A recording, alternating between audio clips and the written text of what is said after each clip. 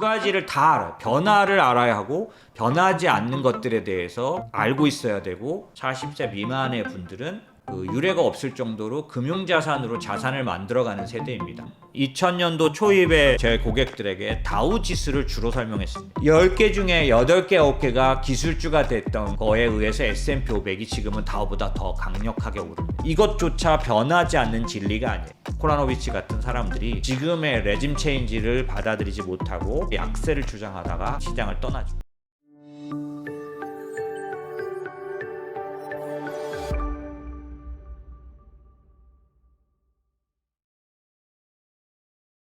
정치 얘기를 하려는 이유는 투자에 성공하기 위해서. 얘를 어떻게 다루면 여러분들의 투자에 성공적인 결과가 올 것이냐는 관점에서 다룬다라고 바라보시면 돼요. 그런 면에서 투자에 성공하는 방법의 측면에서 정치를 다룰 거기 때문에 첫 번째 크게 봤을 때 투자의 지속적인 성공. 이건 무슨 얘기냐면 사실 이게 좀 막연한 얘기가 들리시겠지만 지나간 5년, 6년 동안 정말 색다른 시장들이 많이 펼쳐졌어요. 그냥 간단하게 코로나가 왔던 2020년도에는 질병이 주식시장을 완전히 좌지우지하는 그런 시장은 사실은 저는 제가 주식시장에 진입한 이후로 처음 봤죠. 여러분들도 그러시겠지만 그런 해도 있었지만 그 전에 해도 파란만장했는데 그 이후에도 22년도에는 1년 내에 미국 기준금리 기준으로 5.5%까지 올라가는 1년 안에 그렇게 올라간 건 제 눈으로 확인한 건 처음이고 역사적으로도 몇십 년 동안의 드문 경우였으니까 그런 시장. 그 다음에 지금 또 인공지능이라는 IT 버블과 막 계속 서로 대조될 만큼의 거대한 그 산업혁명 얘기가 나올 정도의 혁신의 흐름이 그렇다고 해서 계속 주식이 좋을 거란 뜻은 아니고요. 이게 결국에는 버블적으로 올라가서 버블적으로 그 깨지는 부분도 있겠지만 결국 인터넷처럼 인간의 그 삶을 바꿔놓을 그런 변화를 가져올 수 있는 지금은 단정적으로 그런 어떤 인공지능이 움직이는 그런 부분들도 작년 말부터 올해는 강력하게 나타나고 있는 중인데 이렇게 파란만장한 변화의 그 시장 속에서 어떻게 지속적으로 한 해가 아니라 한 번이 아니라 지속적으로 성공적인 결과를 내겠느냐라는 측면에서 말하는 거고 제가 생각할 때는 투자에 성공하기 위해서는 이 두 가지를 다 잘 할 줄 알아야 된다는 거죠. 오늘 그 얘기 드리는 이 변화하는 세계 질서 이건 이제 정치나 어떤 그런 부분에 대한 영향이 크기 때문에 이 제목을 이제 그대로 썼는데요. 첫 번째는 변화하는 체인징 되는 거를 알아차려야 됩니다. 레짐 체인지라는 제목을 바로 달아놓은 이유가 체인지 되는 걸 못 깨달으면 좋은 성적을 낼 수가 없어요. 변화를 알아차리고 쫓아가야 하고 이해해야 되고 활용해야 합니다. 그렇지만 주식시장에서 또 하나 정말 어려운 거. 이 변화는 많은 사람들이 얘기하는 듯한데 정말 어려운 건 또 이쪽이 있죠. 뭐냐면 불변의 법칙. 이건 뭐냐면 변화하는데 변하지 않는 게 시장입니다. 주식시장, 자본시장, 투자시장. 무슨 말이냐. 모건하우절이 쓴 이 불변의 법칙은 변하지 않는다라는 겁니다. 변하는데 변하지 않는 이 두 가지를 다 알아요. 변화를 알아야 하고 변하지 않는 것들에 대해서 알고 있어야 되고 갖췄어야 돼요. 그렇지 않으면 투자 시장에 성공하기 어렵습니다. 너무 어려워 보여서 여러분들에게 좌절감을 주려는 건 아니고요. 피 같은 돈을 내 아까운 내 피와 땀을 잘 지키기 위해서는 사실 그렇게 쉽게 되지는 않습니다.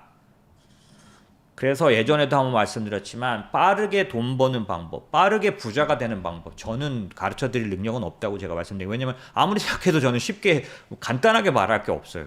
간단하게 알려드릴 수가 없어요. 저는. 그래서 지금 5년째 6년째 계속 매달 한 번씩 2시간씩 막 이렇게 여러분들 어떤 분들은 막 댓글에 뭐냐 이렇게 본론 막 이렇게 얘기하실 정도 되지만 그래도 저도 좌절감도 있고 많이 있는데도 계속 하는 이유는 그렇게밖에는 설명을 할 수가 없는 거죠. 그런데 그거를 요약해 보면 변화를 감지하는 능력과 변하지 않는 규칙을 갖고 있는 거, 변하지 않는 확신을 갖고 있는 거, 변하지 않는 적용 방법을 갖고 있는 거, 이 두 가지가 다 중요합니다. 그래서 이 두 개의 책을 읽어보시기를 저는 추천을 드리고요. 물론 모건 하우저의 책이 훨씬 더 쉽겠죠.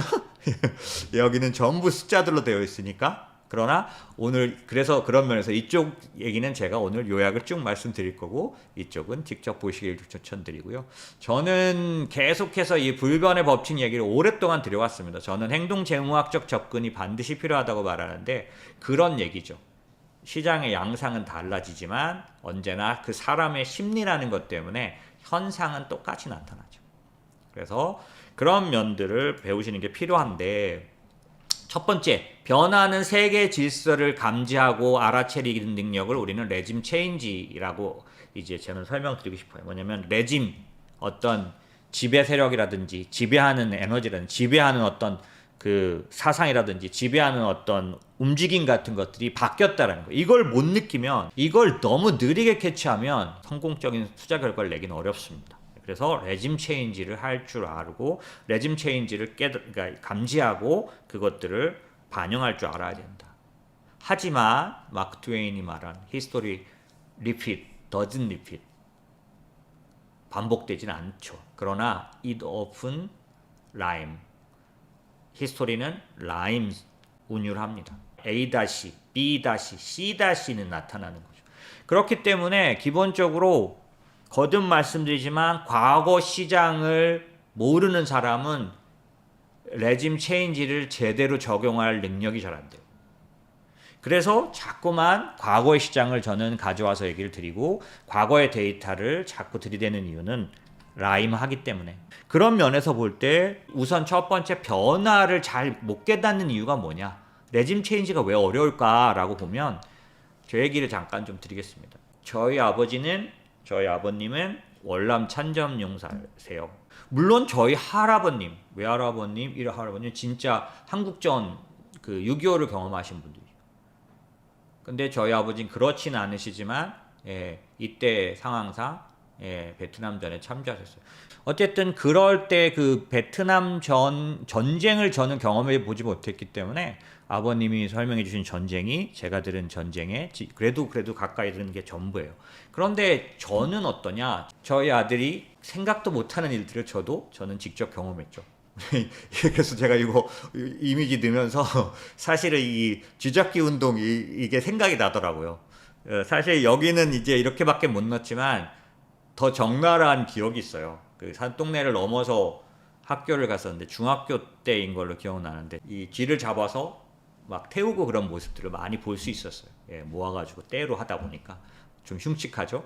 근데 그런 일들이 일반적이었기 때문에 저희 아이들은 상상도 아마 얘기도 저는 한 적은 있는지 모르겠는데 근데 그런 경험이 있고 그 다음에 또 하나는 옛날에는 버스에 다 안내양이 있었죠. 그래서 오라이 하고 이렇게 출발하고 딱딱 두드리지 않습니까? 이것도 아무나 경험하지는 않았을 거고 이런 얘기하면은 그 뭐라 그러지 요즘 하여튼 좀 나이 든 사람입니다. 근데 저는 이 안내양에 대한 추억도 있고 그런가 하면 제가 86학번인데 86년도 대학에 들어갔는데 저에게는 그냥 충격 그 자체였습니다. 캠퍼스 내에서 사복경찰들이 이제 공공연히 있었던 걸 저는 몰랐는데 있었기 때문에 어떤 일이 있었냐면 그때 당시 저 1학년 초반에 문과대 앞에서 곤봉으로 머리가 터지게 맞고 끌려가는 그 우리는 학우라고 불렀는데 어쨌든 학생이죠. 그 모습. 그 다음에 어떤 때는 제가 다녔던 학교에 무슨 광장이라고 그런 데가 있는데 그 광장을 어떤 사람은 엄청나게 빠르게 도망가고 떼거지로 쫓아가는 그러니까 사복경찰인데 발각된 거죠. 백골단이라고 사복경찰 백골단이라고 불렀던 그것도 저한테는 엄청난 충격이었고 우리 아이들은 지금 상상도 할 수 없죠. 왜냐하면 정치적으로 이런 이 폭력과 이런 것들이 막 있던 캠퍼스 이런 거는 상상도 못할 테니까. 근데 옛날 얘기를 하려는 건 아니고 이런 세상을 경험한 저는 우리 아이들과는 좀 다르겠죠. 그런데 저희 큰 놈은 지금 군대 갔다 와서 대학 이제 아직 못 마쳤는데 걔가 대학에 들어간 그 해에 이렇게 캠퍼스는 없는 사람이 없는 여기는 그래도 사람이 있는데 뭐 걔는 그 1학년 내내 학교를 안 갔었던 것 같아요. 그러니까 뭐 제가 저의 기억 속에 고스란히 남아있는 아주 그런 커다란 그런 기억들 중에 하나는 대학에 들어가서 첫 번째 했던 신입생 환영회. 어찌됐든 근데 그때 당시에 그런 신입생 환영회 그런 것들을 우리 아들은 경험하지 못했어요. 그래서 뭐 캠퍼스 로망 뭐 이런 거 그게 뭔지 잘 모르. 그래서 친구 관계가 생기지 않은 이 전쟁을 경험을 하셨던 저희 아버님이나 또 아직 대한민국이 지금과 같은 때는 상상도 할 수 없었던 그 60년대, 70년대에는 그 전 세계에서 최대 빈국 막 이런 그룹에 들어갔었잖아요. 그죠? 뭐 그런 나라의 그런 경험들, 저희 아들의 이런 그런 것들은 또 물론 저는 코로나는 같이 경험했죠. 그래서 제가 말하고 싶은 건 뭐냐면 사람이 누구나 자기 때에 경험한 거 안에서 전부 생각하다 보니까 상상할 수도 없는 어떤 일들이 일어날 때 어떤 식으로 세상이 돌아가는지를 본 적이 없어서 바뀐 세상에 대한 어떤 판단을 잘 하지 못하는 경향을 갖게 되는 거죠.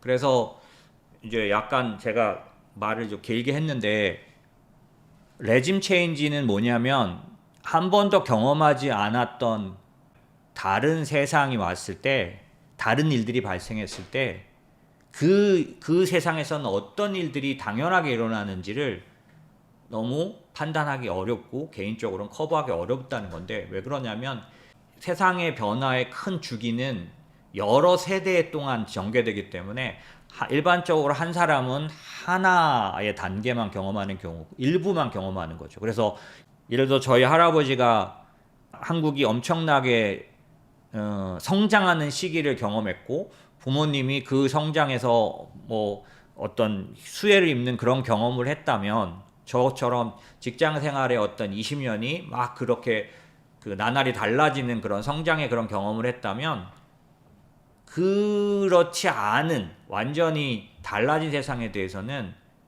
결국 뭐냐면 필리핀 같은 나라는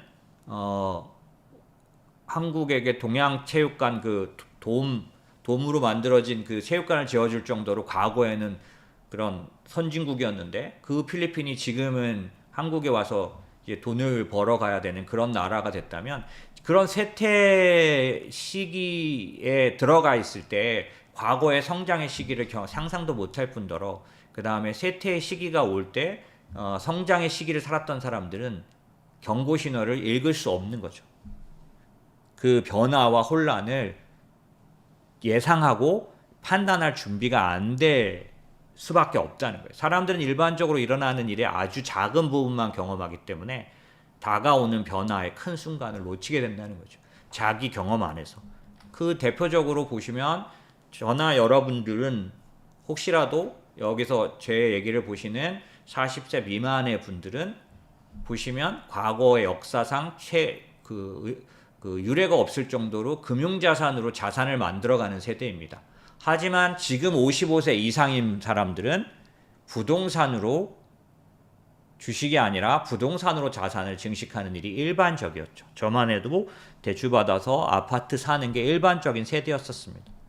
하지만 지금은 보시면 명확하게 40세 미만의 사람들은 주식으로 자산을 증식하는 일들에 상당히 익숙해져 가고 있다는 거죠. 전에 제가 자료는 안 넣어놨네요. 보니까 전에 연금 교육 때 제가 한번 말씀드렸지만 미국의 지금 밀레니얼 세대는 역사상 처음으로 자기 퇴직연금으로 인해서 밀레니얼 그러니까 백만장자로 평가받는 그러니까 백만장자가 뭐 지금 물가가 인플레이션 때문에 뭐 10억 정도 이렇게 나다 보니까 401k에 의해서 백만장자 평가를 받는 그런 사람들의 숫자가 역사상 최대입니다. 이 밀레니얼 세대가 그 나이에 그런 걸로 봐서는 왜냐하면 코로나라는 그런 주식 시장 상승의 수혜를 미국은 그대로 입었다고 말씀드렸죠. 한국은 막 주식 다른 거 하고 막 이러냐고 올랐어도 혜택을 못 입죠. 오늘 제가 무슨 기사를 봤더니 한국은 종합지수가 올라도 자기 자산이 늘지는 않는다고 돼 있더라고요. 왜냐하면 종합지수의 계산 방법과 이 주식 가격의 계산 방법이 틀려요. 코스피 지수가 지금 역사상 최고가를 찍어도 실제로 주식들의 값은 많이 떨어져 있다. 이 얘기를 하더라고요. 지금 제가 그 설명을 뭐 여러분 이런 쪽으로 할 수는 없는데 그럴 정도로 주식 시장의 상승이 우리의 그런 재산과 괴리돼 있지만 미국은 401k 같은 것들을 통해서 좀 그런 부분이 나타나고 있고 단순히 미국뿐만 아니라 지금 저희의 40세 정도까지의 좀 30대 40대 그런 분들은 금융자산에 대해서 훨씬 더 익숙하게 느끼고 부동산보다 주식으로 자산 증식하는 거에 대해서 훨씬 더 가깝게 느낄 수 있다. 왜냐하면 코로나라는 시기를 지났기 때문에 라고 할 수 있는데요. 그렇다면 제가 말씀드렸던 이 세대, 내가 경험한 세상의 눈으로 세상을 바라보는 거는 어떠냐면 한정적이죠. 내가 부동산으로 자산을 충분히 그러니까 늘리는 일이 대부분이었다고 하더라도 하기 때문에 금융자산, 주식으로 자산 증식하는 거에 대해서 여러분의 마음문이 열리긴 쉽지는 않겠죠. 그렇지만 변화는 오고 있고 변화는 나타나는 거죠. 그런 것 중에 하나가 말씀드리고 싶은 게 뭐냐면 여러분들은 S&P 500이 여러분의 그런 투자 시장에 있어서의 그런 최선일지 모르지만 저는 2000년도 초입에만 해도 제 고객들에게 다우 지수를 주로 설명했습니다. 그때도 해외 투자를 제가 권했는데 다우 지수의 적립식을 하라고 많이 설명을 드렸어요. 논리는 뭐였냐면 다우 지수는 30종목을 매년 결정합니다. 그러다 보니까 30종목 중에 나쁜 상태가 되는 회사가 나오면 빼버려요. 그리고 좋은 놈으로 갈아 낍니다. 그러니까 다우 지수는 이 지수가 쌓이는 게 가장 확실해요. 왜냐하면 한국은 어떤 일이 있었냐면 하이닉스라고 말한 옛날에 현대반도체라고 불렸었나요? 제가 주식 브로커 때 막 그 거래하고 막 그러다 실수하고 그러던 기억이 나는데 그 하이닉스가 몇 년간 관리 종목이었어요. 재무 상태가 안 좋아서. 그러면 시가총액 2위인 하이닉스가 관리 종목이면 코스피는 올라가질 못해요. 그런데 다우는 어때요? 30종목을 매년 갈아치우기 때문에 항상 그 해 제일 좋은 놈 30개로 채워놓는 거죠. 그러니까 지수가 엄청나게 퇴보를 안 합니다. 그래서 저는 초기만 해도 다우에다가 그 적립식을 다우에다 하세요 라고를 많이 말씀드렸어요. 보시면 이게 S&P 500인데 S&P 500이 요즘이나 정말 최고의 그런 그 주가 상승을 나타내지 2000년대 초입의 상승 이 커브는 다우보다 훨씬 못합니다. 보시면 2000년대 초입의 다우는 이렇게 치솟는데 반해서 S&P 500은 누워있죠. 2000년대가 누워있게 됩니다. IT 버블 내린 거 말고 그 다음에도 이 커브가 다우보다 작아요. 왜냐하면 2010년 이전에는 전 세계에서 가장 큰 주식 종목들이 자동차 회사라든지 은행이라든지 그 다음에 엑스모빌 같은 에너지 회사들이었지 지금처럼 10개 중에 9개가 IT, 기술주이지는 않았어요. 10개 중에 8개, 9개가 기술주가 됐던 거에 의해서 S&P 500이 지금은 다우보다 더 강력하게 오릅니다. 제가 무슨 말씀을 드리고 싶으냐면 이것조차 변하지 않는 진리가 아니에요. 여러분은 S&P 500밖에 못 들어보셨겠지만 사실 불과 10몇 년 전까지는 10년 이상 전에는 어땠어요? 다우를 더 나은 투자로 봤었습니다. 이런 것들이 변하고 있는데 여러분은 여러분 세대에서 여러분이 주시장에 들어올 때는 S&P 500밖에 들어본 적이 없으니까 나스닥이 최고인 줄 알지만 사실 과거에는 다우가 이 모든 것들보다 앞서 있었어요. 그런 것처럼 그럼 또다시 역전되는 현상이 없을 거냐? 없다고 할 수는 없습니다. 세상은 변하는 거죠. 그래서 레짐 체인지에 대해서 이해하고 받아들일 줄 알아야 되는데 왜 어렵냐? 말씀하신 것처럼 저는 전쟁을 경험하지 않았고 우리 아이들은 쥐잡기 운동을 본 적이 없어요. 안내양, 버스 안내양을 본 적이 없어요. 백골단을 본 적이 없어요. 예. 또 좀 더 시간이 지나면 코로나를 경험해 보지 않은 세대는 그때 지금 불과 몇 년 안 됐는데 그 참담함을 이해할 수 없어요. 마찬가지로 이 주식시장의 변화에 대해서 또 혹은 세상이 좀 더 큰 사이클로 움직이는 그 사이클은 도저히 가만히 안 되는 거죠. 그래서 그런지 이 코라노비치 같은 사람들이 지금의 레짐 체인지를 받아들이지 못하고 꿋꿋하게 약세를 주장하다가 시장을 떠나죠. 또 제가 제일 좋아하는 브릿지 워터스의 레이 달리오조차도 5년간 평균 이하 수익률을 기록하면서 기관들의 돈이 빠져나가서 환매에 시달리고 있다. 그러나 이런 일들은 있을 수밖에 없다. 왜냐하면 우리의 생각 범위를 넘어가는 일들이 일어났을 때 우리는 그거를 받아들일 준비나 또 그것을 판단해서 투자까지 할 수 있는 지혜가 쉽지 않다라는 거죠.